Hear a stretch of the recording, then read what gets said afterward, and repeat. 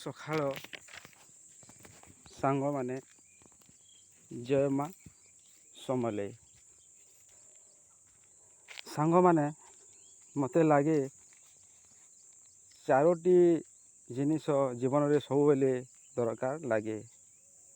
ପ୍ରଥମଟି ହେଲା ଉତ୍ତମ କର୍ମ, ଦ୍ୱିତୀୟରେ ହେଲା ଉତ୍ତମ ପରିବେଶ, ତୃତୀୟରେ ହେଲା ଉତ୍ତମ ବନ୍ଧୁ ବା ଭଲ ସମ୍ପର୍କ। ଜୀବନରେ ଆଉ ଗୋଟେ ହେଉଛି ଉତ୍ତମ ଖାଇବା। ତେଣୁ ଏହି ଚାରୋଟି ଜିନିଷ ଗୋଟିଏ ବ୍ୟକ୍ତି ପାଖରେ ପହଞ୍ଚି ଭଲ ଭାବରେ ବଢ଼ିପାରିବ।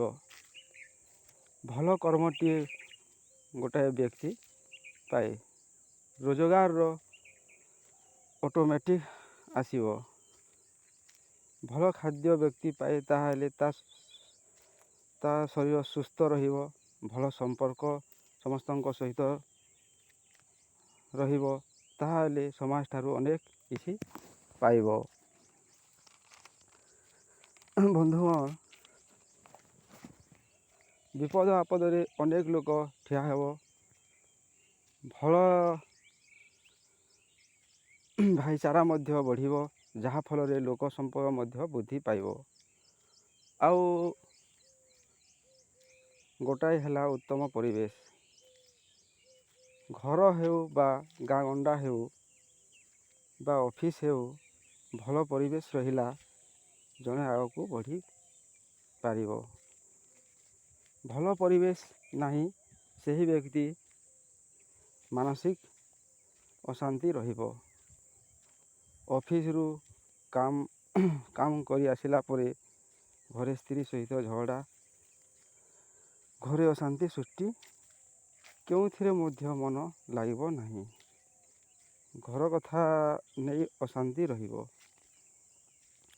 ତେଣୁ ଏହି ଚାରୋଟି ଜିନିଷ ମୋତେ ଲାଗେ ଯାହାର ଭଲ ରହିଛି, ସେହି ପ୍ରକାର ବ୍ୟକ୍ତି ଆଗକୁ ବଢ଼ିପାରିବ। ଏହି ଚାରୋଟି ପଏଣ୍ଟ କହିଲି, ବହୁତ କିଛି ନା କିଛି ରହିଛି ଏଥିରେ, ଆଉ ଅନେକ। ଯାହାର ଭାଗ୍ୟ ଭଲ ଥିବ, ସେ ବ୍ୟକ୍ତି ଆଗକୁ ଅଟୋମେଟିକଲି ବଢ଼ିବ। କାହିଁକିନା ଦେଖୁନ୍, ଆପଣ ପାଠ ପଢ଼ାପଢ଼ି ବହୁତ କରିଥିବେ, ପ୍ରିପାରେସନ୍ 10 ବର୍ଷ 8 ବର୍ଷ କରିଥିବେ, ଆପଣଙ୍କର ଚାକିରି ଖଣ୍ଡେ ମଧ୍ୟ ମିଳୁନଥିବ। ଆଉ ଯଦି ଭଲ ଭାଗ୍ୟ ଥିବ, ତା'ମାନେ ଭଲ ଭାଗ୍ୟ ଥିବ, ଗୋଟିଏ ବର୍ଷ ପ୍ରିପାରେସନ୍ରେ ମଧ୍ୟ ଚାକିରି ମିଳିଯିବ। ତା'ମାନେ ଏମିତି ଅନେକ ରହିଛି। ବନ୍ଧୁଗଣ, ଆଜିକାଲି ଯାହା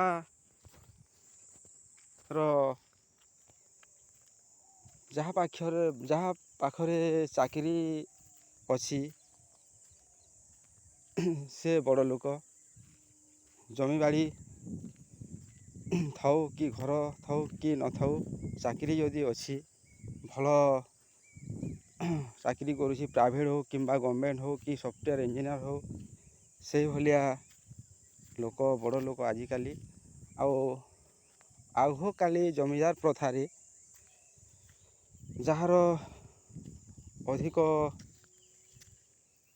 ଜମି ଥାଏ ଆଉ ଗାଈ ଗୋରୁ ଅଧିକ ଥାଏ, ସେ ବଡ଼ ଲୋକ ବୋଲି ସମସ୍ତେ କହୁଥିଲେ। ବନ୍ଧୁଗଣ, ଆଉ ଗୋଟିଏ କଥା, ବାଣିଜ୍ୟ ବସତେ ଲକ୍ଷ୍ମୀ। ଯଦି ଆପଣ କିଛି ନା କିଛି ଛୋଟ ବେପାରଟିଏ କରୁଥିବେ, ପଇସାର ଅଭାବ ନଥାଏ ଚଳିବା ପାଇଁ। ଆଉ ଆଜିକାଲି ଆପଣମାନେ ଜାଣୁଛନ୍ତି ଯେ ସ୍କୁଲରୁ ଆରମ୍ଭ କରିକିରି ହସ୍ପିଟାଲ ତ ସମସ୍ତଙ୍କର ପସନ୍ଦ ପ୍ରାଇଭେଟ୍। ଆଉ ଯେତେବେଳେ ଝିଅର ବାହାଘର କରିବା ପାଇଁ ଜୁଆଇଁ ନୋରାଯାଏ ସମସ୍ତଙ୍କୁ